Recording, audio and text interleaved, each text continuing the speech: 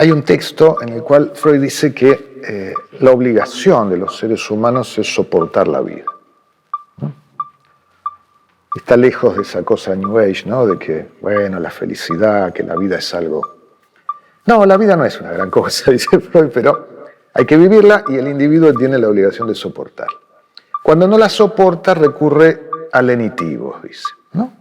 Entre los cuales incluye las drogas.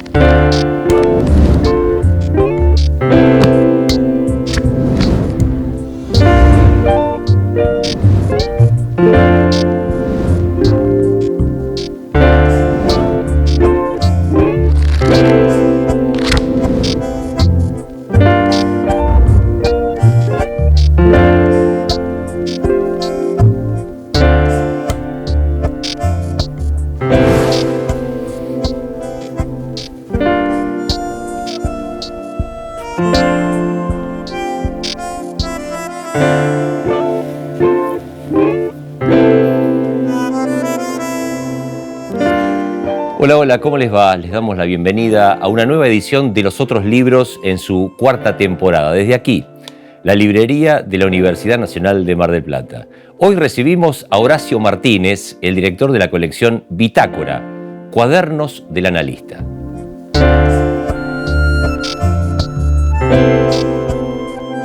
Hola Horacio, bienvenido, ¿cómo te va? ¿Qué tal? Muchas gracias por la invitación. Ya hemos estado en otras temporadas de Los Otros Libros conversando sobre Bitácora. Tal cual. Y porque es una colección antigua, entonces. ¿Cuántos libros van? Van 13 libros y tenemos 2, digamos, en proceso de edición, o sea que estamos por redondear la quincena. Tenés una relación como, quizás la misma que tienen otros directores de colección con la editorial, pero la tuya excede, ¿no? Esa relación entre autor o director de colección con la editorial. Hay un vínculo más estrecho. Y la verdad que sí, porque antes de la colección yo ya había publicado un libro en la editorial y desde hace un tiempo soy consejero editorial, es decir que sí, la verdad que es... No sé, el mundo de los libros y las ediciones siempre me atrapó y la posibilidad que me dio la universidad, digamos, de conocer cómo era el proceso de lo que fue la creación de UDEM, porque digamos que la fui acompañando desde el principio, me pareció, interesante colaborar por un lado y al mismo tiempo sostener su existencia de la mejor manera posible, digamos, ¿no? Ahora vamos a adentrarnos en la colección específica, pero ya que estamos hablando de UDEM, ¿pensás que se ha cumplido el proyecto, se está desarrollando dentro de lo que se definió en su momento como objetivo? Yo creo que sí. En todos estos años uno también asistió a un cambio de paradigma, digamos, en cuanto a lo que es el soporte libro, ¿no? Yo en la época en que fui estudiante todo estaba acá y el libro era algo valioso e imprescindible. Y era un medio de comunicación, digamos. Uno conocía el pensamiento de lo que se estaba cocinando, no sé, en Francia, en Alemania, por los libros, ¿no? Y por las editoriales que traducían a esos autores, etcétera, Claro. etcétera. Hoy día todo eso ha cambiado mucho. Entonces, entiendo yo que UDEM se está adaptando a ese cambio. De hecho, los libros que estamos sacando hoy día, se editan, pero también se editan, porque hay que decirlo así, pero de formato digital, claro. ¿no? De hecho, también me toca, esto no tiene exactamente que ver con UDEM, pero desde hace unos años también dirijo la revista de la Facultad de Psicología, Perspectivas en Psicología, que en su momento UDEM la distribuía y ahora es electrónica, digamos, es una revista que ya no pasa por el papel. Y en tu trabajo como psicoanalista, en el trabajo de ustedes como psicoanalistas, ¿incide en algo esto, el cambio, la tecnología, la posibilidad de usar otras herramientas? Entiendo yo que durante la pandemia tuvieron que trabajar como hicieron los docentes con el Zoom o con alguna plataforma. Tal cual. Y y cuesta volver. Le cuesta a los pacientes y le cuesta a los terapeutas también, ¿no? Sí, porque es una práctica de la palabra, ¿no? Y la verdad que una práctica de la palabra se puede sostener sin inconvenientes, mediada por alguna plataforma, ¿no? Quiero decir que quizá una consulta con un clínico puede resultar dudosa y con un odontólogo imposible, pero con un psicoanalista, ¿por qué no? ¿No? Pero hay, a ver, decime si me equivoco, en la relación paciente-psicoanalista hay un clima que se crea también. Hay mucho quizás de mito, hemos visto películas, ¿no? De encontrar el sillón siempre, pero hay un clima que tiene que ver con la presencialidad, con la proximidad, las miradas, los silencios, que por ahí son difíciles de sostener en un vínculo virtual. Se trasladan a otra materialidad, pero existen igual. Porque me parece que, como vos decías, no tiene que ver con el cliché, ¿no? Del diván y el sillón y todo eso, sino con el modo en que es escuchado a alguien que va a una sesión analítica, ¿no? Lo que cambia es eso, ¿no? El tipo de diálogo que allí se lleva a cabo es diferente. Y si eso se puede sostener por teléfono, se puede sostener presencialmente. Horacio, hacíamos referencia a la colección, 13 libros. ¿Cómo define el director de una colección cuáles son los temas a abordar, a incluir? Bueno, lo decíamos en el arranque, la colección empezó con el afán de tener una vía de publicación de los psicoanalistas que estaban en la universidad. Y esto lo aclaro porque fue un fenómeno relativamente nuevo, los psicoanalistas en la universidad, ¿no? Y sobre todo los psicoanalistas que hicieran investigación, que aparecieran maestrías en psicoanálisis, que empezara a haber egresados de esas maestrías, doctores en psicoanálisis. Todo eso no existía, ¿no? Lo que era la investigación clínica del psicoanálisis se llevaba a cabo en las instituciones psicoanalíticas, ¿no? Que estaban por fuera del sistema universitario. Y de hecho, cuando empezamos a apostar por el campo universitario, bueno, desde muchas instituciones recibíamos críticas, ¿no? Como que eso no era psicoanálisis o dañaba al psicoanálisis, etcétera, etcétera. Les cuento una pequeña anécdota, pero en el año 1919, Freud escribió un pequeño texto que se llama El psicoanálisis en la universidad, porque un pionero que estaba con él, que era Sándor Ferenczi, un húngaro, en el 19 fue la revolución de Béla Kun, que duró poquito, una revolución de izquierdas, pero anterior a lo que después fue el proceso de sovietización, digamos, de Hungría. Y bueno, ese señor crea en la universidad una primera cátedra de psicoanálisis, ¿no? Y Freud escribe una carta como entusiasmado con ese hecho, digamos. Lo único que él dice es que no quiere que el psicoanálisis, estamos hablando de 1919, sea el furgón de cola de la psiquiatría, ¿no? O sea, lo que no quiere es que la medicina lo chupe, digamos así, y lo convierta en, bueno, una especialidad más dentro de la psiquiatría, ni siquiera dentro de la medicina, ¿no? Y me parece justamente, volviendo a lo que me preguntabas, que la colección busca eso, ¿no? Darle justamente la voz a la singularidad que tiene el psicoanálisis. ¿Y de qué se trata esto de enseñar e investigar psicoanálisis en un ámbito universitario? Hay un trabajo, decías, inicial de Héctor López, que fue la presentación, creo que hablamos de ese trabajo alguna vez, y hay un nuevo trabajo de Héctor López. Sí, los autores se reiteran. Sí, Héctor López fue, me une con él una larguísima historia porque fue profesor mío en la universidad, cuando yo estudié la carrera. Después me lo reencuentro en Mar del Plata concursando los dos por una misma asignatura. Él quedó como titular, yo quedé como adjunto, así que compartimos de ahí en más la vida universitaria acá en Mar del Plata. Él fue el director de la maestría en psicoanálisis y había hecho una investigación que bastante tiene que ver con lo que nosotros enseñamos aquí en psicología, sobre un texto de Lacan, que es un texto que de alguna manera da origen a todo el pensamiento lacaniano, que se llama La instancia de la letra del inconsciente, ¿no? Dicho de una manera lo más sencilla posible, Lacan postula a principios de los 50 el inconsciente está estructurado como un lenguaje. Él quiere separar el inconsciente de la idea de instinto, de pulsión, de atavismo, ¿no? Quiere ubicar al inconsciente en el campo de la cultura y decir, bueno, el inconsciente es lenguaje, salvo que es un lenguaje que ha sido reprimido, un lenguaje que es rechazado por la conciencia, que de todas maneras se expresa de diversas maneras, en los sueños, en los síntomas, en los lapsus, etcétera, etcétera. Y escribe La instancia de la letra, que es un texto relativamente corto, pero que tiene una cantidad de fuentes impresionante, ¿no? O sea, a lo que él recurre para decir todo lo que dice.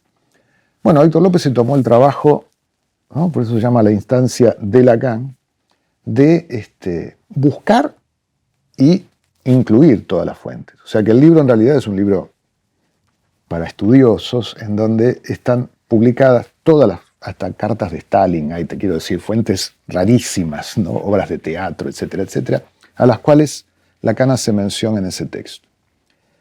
Claro, eran 2 tomos fueron, era un libro voluminoso que no lo editaba nadie. Así que en aquel momento lo que conseguimos fue, a través de subsidios a la investigación que tenían algunos grupos de la facultad, poder subvencionarlo, digamos, y sacarlo. Y fue el primer libro de la colección. Y ahora aparece un libro de Héctor López que tiene que ver con las adicciones. Las adicciones tóxicas, así se llama, sí. Sí, es una temática en la que él ya había trabajado. Tiene un primer libro sobre adicciones de hace unos 15 años atrás. Y no es la reedición de ese libro. Continuó sus investigaciones y siguió aportando cosas sobre el tema. Sí, es una temática... yo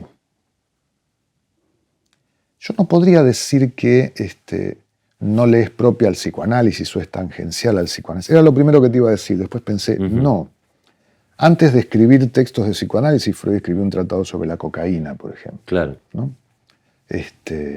Y los usos posibles de la cocaína, porque bueno, allá en el 1890 era una droga que estaba probándose para los usos medicinales, para lo que después se usó en aquella época, que era para operaciones, ¿no? Como sedante, qué sé yo.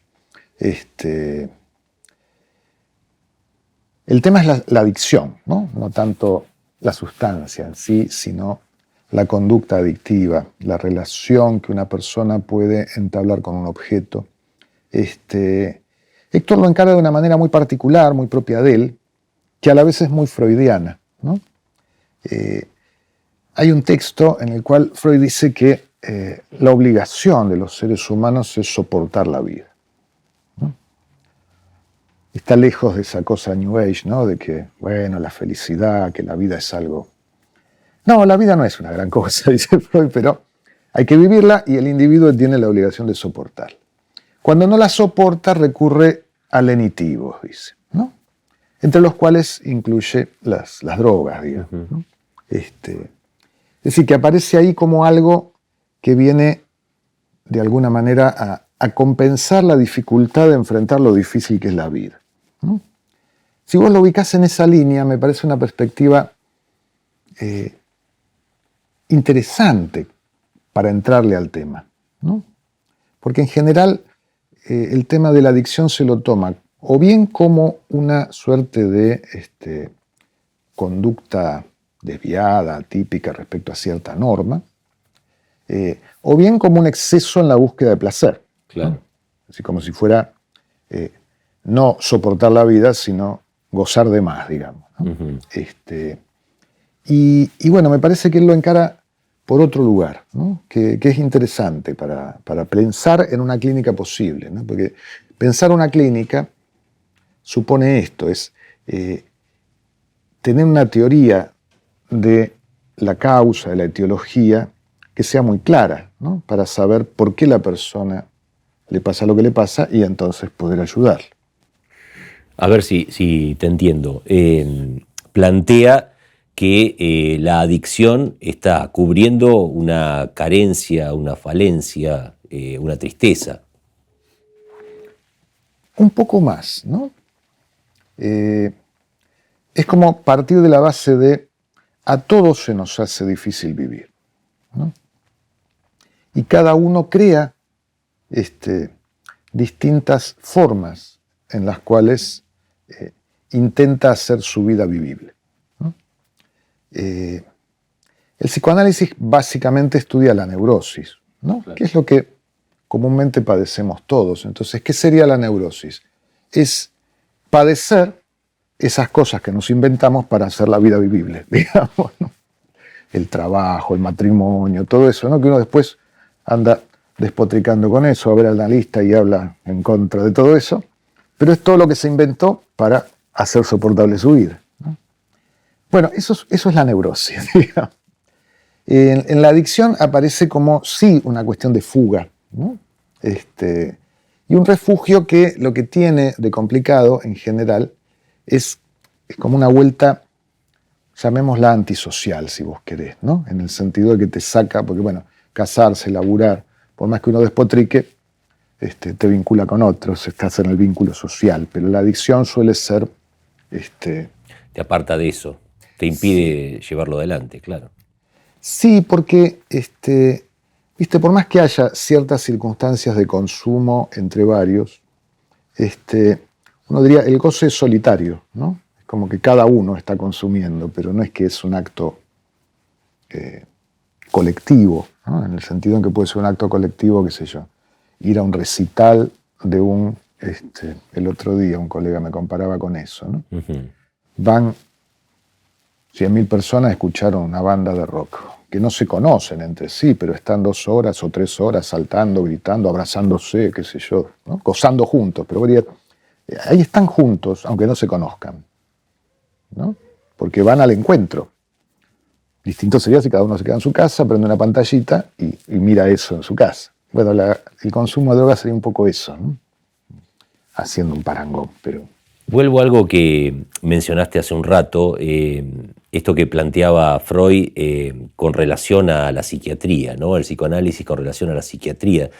En este caso, pensando en clínicas, como vos dijiste, en tratamientos, en herramientas para recuperar a una persona, ¿ahí pueden actuar conjuntamente la psiquiatría y el psicoanálisis? Pueden actuar conjuntamente si cada quien respeta la existencia del otro, ¿no? No ser furgón de cola. Freud lo decía de los psicoanalistas, pero yo lo padecí, todos nuestros colegas psicólogos, por añares con respecto a la psiquiatría, ¿no? Nosotros éramos auxiliares de la psiquiatría. No era una profesión, era nada, como alguien que hacía lo que el psiquiatra indicaba que uno hiciera.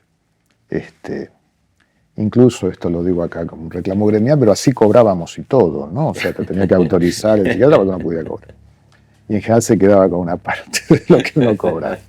En fin, otras épocas. Pero, no, si la cosa se reconoce, ¿no? Como si vos dijeras, no sé, para atender tal patología hace falta un especialista en hígado, un especialista en sangre, un especialista en esto. Bueno, cada uno reconoce su especialidad, opina, ¿no? Y se pondrán de acuerdo para hacer un tratamiento conjunto. Aquí tendría que ser lo mismo, por un lado. Y la otra cuestión que habría que primero ponerse de acuerdo es si la forma de concebir la etiología, es decir, las causas de eso que le pasa a la persona, son las mismas, ¿no? ¿Por qué digo esto? Porque muchas veces del lado médico, psiquiátrico, se piensa que todo se arregla a través de medicaciones. Entonces, lo que queda para el psicoanalista, para el psicólogo, es, bueno, mal no le va a venir a hablar con alguien, pero no es un tratamiento, ¿me entendés? La idea es, la causa del mal la voy a curar con drogas. Y ahí ya estaríamos como con 2 enfoques diferentes, ¿no?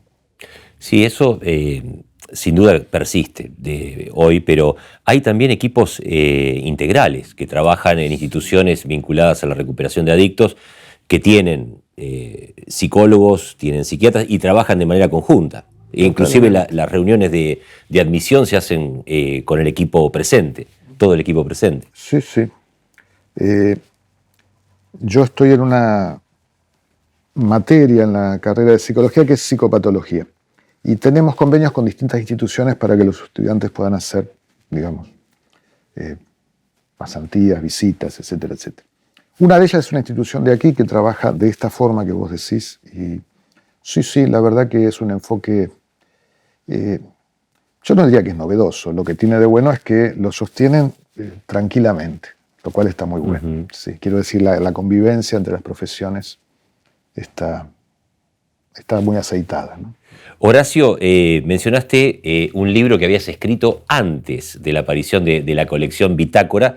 Ahora vas a presentar uno dentro de la colección. ¿Tiene que ver también con un trabajo de doctorado, una tesis de doctorado? Sí, aquel libro era mi tesis de maestría. Y este, que está ahora en proceso de edición y que va a integrar también la colección, es mi tesis doctoral, adaptada luego, ¿no?, a lo que sería el formato de un libro que tenga un público más amplio, o pretenda tener un público más amplio. Sí, vos sabés que una tesis doctoral es un trabajo de investigación, en algún sentido en solitario, que lleva muchos años, ¿no? Como a muchas personas, la pandemia ayudó a que uno concluyera esos procesos. Pero yo le agradezco mucho al principio del texto al grupo de investigación que yo integro, porque en realidad muchísimo de lo que yo pude ir elaborando allí tiene que ver con la tarea que vinimos haciendo durante años en el grupo de investigación. Si bien nunca tomamos el tema que yo tomé, pero sí, digamos, el trabajo que fuimos haciendo sobre conceptos, sobre autores, fue de gran ayuda para mí. ¿A qué apunta la tesis? Yo tomo los fenómenos de pérdida de realidad, ¿no? Partiendo de un par de textos brevísimos que tiene Freud que se llaman justamente La pérdida de realidad en neurosis y psicosis. Fenómenos de pérdida de realidad, ¿qué quiere decir? Fenómenos, por ejemplo, de los más comunes, el déjà vu, ¿no? Cuando uno vive una situación de déjà vu, dice, tengo la impresión de que esto ya lo viví, pero tengo el convencimiento de que nunca lo viví, ¿no? Por supuesto, hay fenómenos más extremos como una alucinación auditiva, donde escucho una voz, para mí es totalmente verdadera, pero no hay nadie, por ejemplo, ¿no? O una alucinación visual. Otro fenómeno que Freud estudia, que también es interesante y está poco explotado, la vivencia de lo siniestro, ¿no? Que es común al ser humano, pero no está tan estudiado, ¿no? Digamos, de pronto algo que te crea, ¿no?, una angustia insoportable de golpe, y por ahí o no es nada percibible o es un detalle que a todo el mundo le pasa desapercibido. ¿Por qué esas reacciones, no? ¿Qué pasa ahí? Bueno, me pareció un desafío interesante tomar lo que ya se había dicho, continuar la búsqueda en otros que habían hecho, digamos, indagaciones en torno a eso, pero con la idea de ver si era posible darle a todos esos fenómenos, que son muy diferentes, una suerte de marco común, de estructura común, ¿no? Bueno, hacia ahí iba la cosa. Y, porque uno es pretencioso cuando hace una tesis, ver si algo de eso que ocurre independientemente, suelto en la vida de las personas, puede o no formar parte dentro del proceso terapéutico. Porque yo eso sí lo había leído en muchos autores que decían, por ejemplo, que a lo largo de un tratamiento psicoanalítico se dan fenómenos de despersonalización. ¿Por qué despersonalización? Porque evidentemente hay cambios que uno va produciendo a lo largo de un tratamiento, algunos de los cuales son conscientes y otros no. pero ese cambio no consciente de pronto te hace ver que sos otro del que eras, y eso puede provocar, ya digo, ¿no? como una situación de despersonalización. No lo pensemos como me volví loco, no, pero no, no soy el que era. Ya con eso tenemos bastante para angustiarnos, digamos. Bueno, poder pensar eso, ¿no? Cómo se incluye, cómo no hay que verlo como fenómenos necesariamente de un rango patológico, sino necesarios para un proceso de cambio. Horacio, estamos en una librería, en esta específicamente no sé si vamos a encontrar estos libros, pero si uno visita una librería va a encontrar en una sección de psicología libros que se presentan como por ejemplo un estudio sobre inteligencia emocional, capacidad de resiliencia. Son términos que a algunos psicoanalistas, lo sé porque me lo han dicho, les molestan o les resultan ajenos a la psicología. ¿Cómo te vinculás vos con todas esas corrientes? La psicología es muchísimo más amplia que el psicoanálisis, y tiene campos de investigación y de aplicación muy diversos, ¿no? Digo, por ejemplo, por tomar uno de los términos que vos nombraste, resiliencia, ¿no? Es un término que en principio lo ha estudiado la psicología comunitaria, ¿no? Para pensar la capacidad que tiene una persona de, lo voy a decir en términos muy burdos, pero sería algo así como de soportar circunstancias extremas, ¿no? Y recuperarse, ¿no? Claro, que esto ya venía siendo estudiado hace mucho, ¿no? Digo, uno de los fenómenos, el otro día lo charlábamos en la cátedra, seguramente todos la han visto porque es una serie que tuvo mucho éxito, que se llamó Peaky Blinders, algo así. Sí, Peaky Blinders. Peaky Blinders. Sí, sí. Que viste que es la historia de unos irlandeses que se van a Inglaterra, que vienen de la guerra. Claro. Bueno, el primer capítulo, el segundo capítulo, te muestra lo que le pasa a esos muchachos que están de la cabeza, digamos, ¿no? Que recuerdan esas imágenes permanentemente de la guerra. La recuerdan y la viven. Hay uno que es bomba, ¿viste? Que es el hombre bomba, por ejemplo, que él se siente una bomba. El otro que duerme y todas las noches sueña con una escena de la guerra. Bueno, ese trauma de guerra fue estudiado allá después de la Primera Guerra. Y lo primero que llamaba la atención era esto. Había gente que le voló la cabeza y gente que parecía que no había pasado nada, ¿no? Como para decir, la resiliencia ya empezaba a ser vista ahí, porque una circunstancia terrible no impacta de la misma manera en todas las personas. Eso es un dato. Después ha habido una lectura política que por ahí fue crítica, ¿no? En el sentido de, habría que ver si es un valor la resiliencia o si es una forma extrema de adaptación a las injusticias sociales, a las inclemencias sociales, etcétera, que también lo es, ¿no? Entonces, uno escucha a veces voces críticas, pero lo que dicen es, ojo, porque la ciencia no tiene que avalar, ¿no? estos cambios que finalmente son cambios readaptativos que hace el ser humano, cuando las condiciones, lo que hay que modificar son las condiciones, no al ser humano, ¿se entiende? Sí, sí. Luego sí tenés lo que nos pasa a los psicoanalistas, que por ahí podemos tener diálogo con algunas distintas corrientes, ramas, escuelas de la psicología, y con otras estamos un poco más, no te diría que enfrentados, pero al menos sí con miradas de la realidad muy, muy divergentes, ¿no?